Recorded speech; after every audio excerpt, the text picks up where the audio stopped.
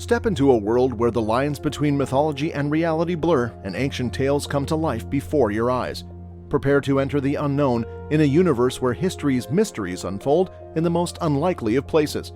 Welcome to the enthralling expanse where echoes of the past resound, the magical grounds where the Euphrates River once reigned supreme. But look what has emerged from the once desiccated riverbed, an incredible miracle. It is a breathtaking phenomenon that has baffled scientists and thrilled all who have witnessed it. Prepare yourself for an extraordinary journey through the Golden Mountains, which arose from the dry embrace of the ancient Euphrates River.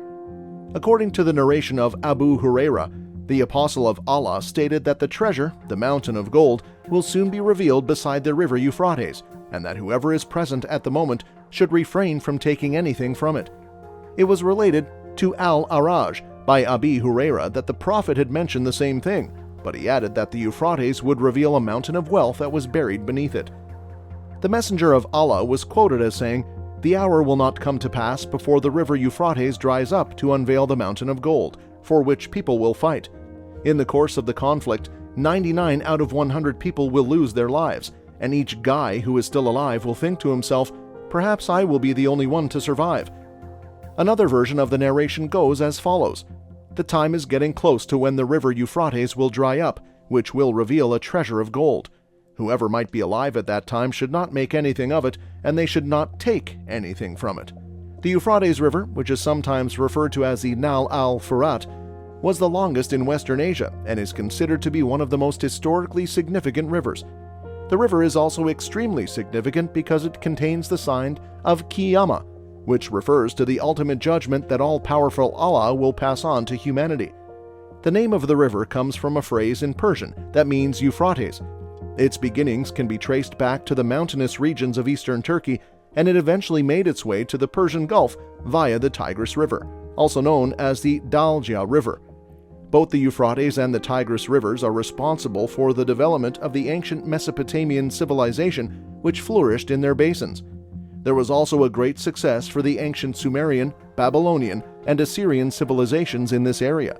The length of the river is around 2,800 kilometers, and its drainage basin is over 440,000 square kilometers.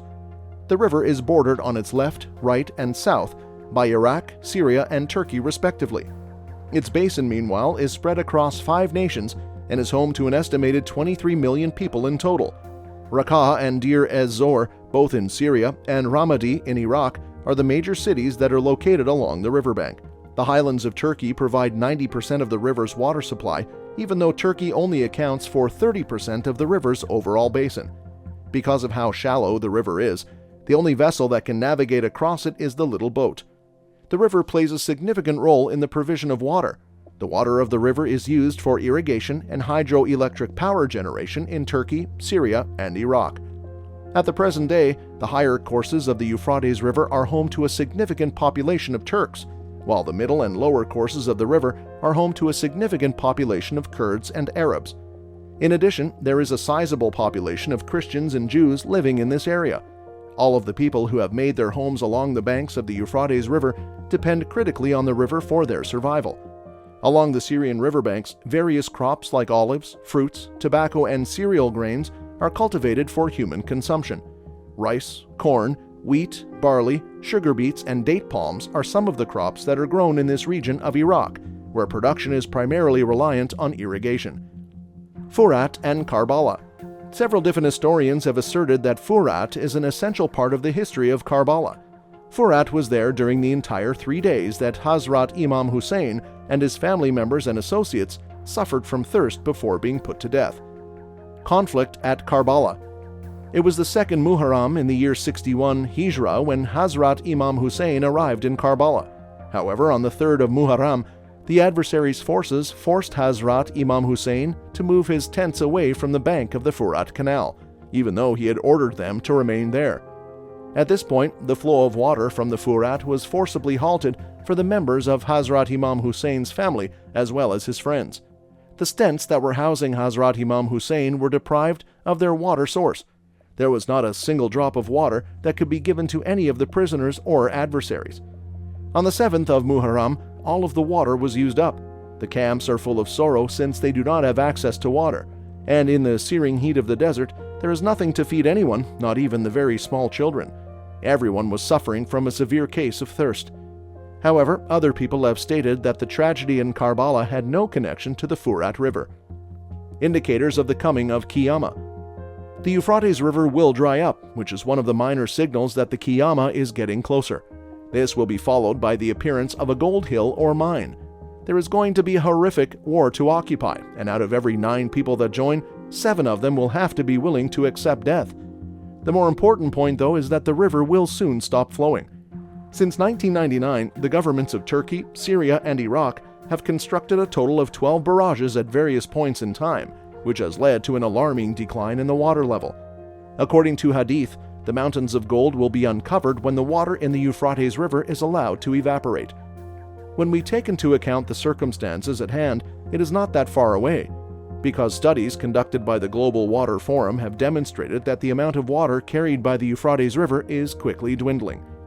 According to the famous companion Abu Huraira, he stated he had heard him say, "The 4th fitna is the darkness of the blind, which will rise like the waves of the sea.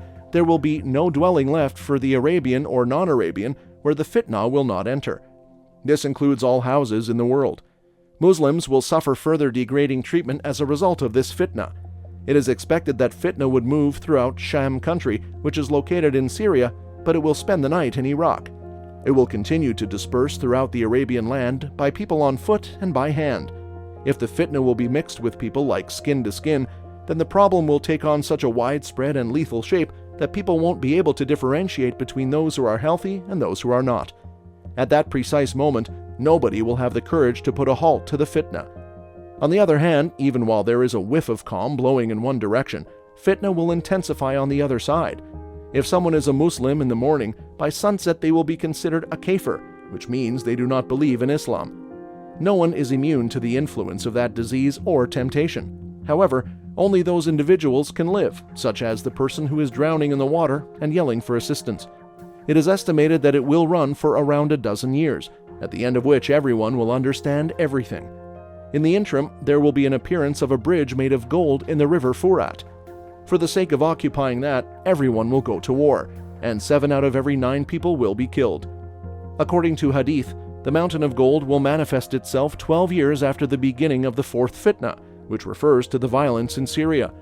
Since the conflict in Syria began in 2011, several Islamic thinkers have predicted that the river will be observed drying up during the month of Ramadan in 2023. Syria's situation as it stands right now.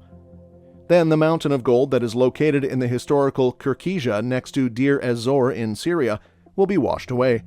Syria will soon have its first Sufi leader in charge of the country. He will consolidate his dominance in Syria by expelling the Ashab nation, which flies the black flag, and the Tuareg people who fly the yellow flag. The mountains of gold will begin to float during the month of Ramadan, after which the Turkish and American allies will move in to claim ownership of it.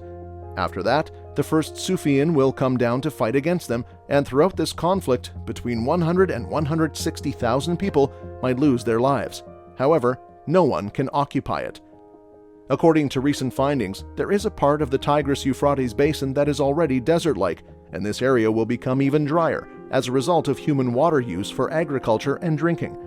The research group examined the Tigris and Euphrates river basins, which include portions of the Turkey, Syria, Iraq, and Iran, and discovered that 144 cubic kilometers of fresh water were lost between 2003 and 2009. This is about similar to the amount of the Dead Sea. The extraction of groundwater from subsurface reservoirs was responsible for around 60% of the total loss.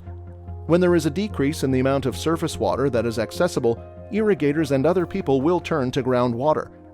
GRACE data shows an alarming rate of decline in total water storage in the Tigris and Euphrates river basins, which currently have the second fastest rate of groundwater storage loss on Earth, after India. According to J. Famiglietti, the GRACE data show an alarming rate of decrease in total water storage in the Tigris and Euphrates river basins. After the drought that occurred in 2007, the rate became extremely dramatic. In the meantime, there is an ongoing increase in the demand for potable water, but the region is unable to coordinate the management of its water resources due to divergent interpretations of international regulations. An article that was published on National Public Radio on March 20, 2009 at 3:05 p.m. Eastern Time With the title, "Drought Reveals Iraqi Archaeological Treasures," the drying up of the Euphrates River have revealed ancient archaeological sites, some of which were unknown until now. The hour will not come to pass until the river Euphrates dries up to unveil the mountain of gold, for which people will fight, declared the Prophet Muhammad. 99 out of every 100 people will lose their lives, and every man who is a part of that group will think to himself, "Perhaps I'm the only one who will survive." According to a saying attributed to the Prophet Muhammad, the Euphrates reveals the treasures within itself. Whoever sees it should not take anything from him. It will unearth a mountain of gold in it, says the proverb.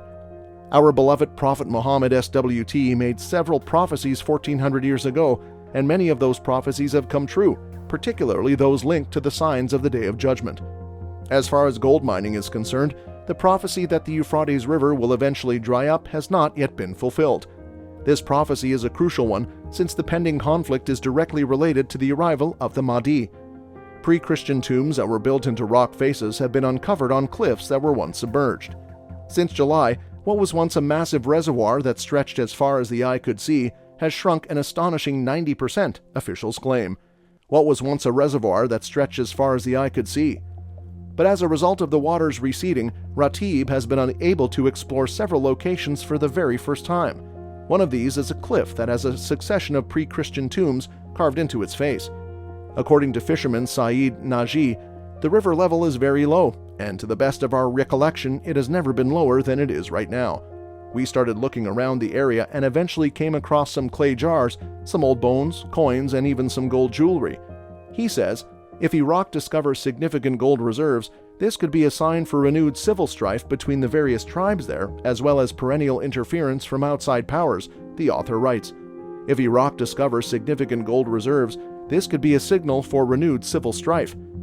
As the Prophet instructed, all people, and especially Muslims, who read this are cautioned not to pursue this gold in any way, shape, or form. That's all for the video today. We will be right back with more. Don't forget to give this video a thumbs up and subscribe to our channel. Thanks for watching.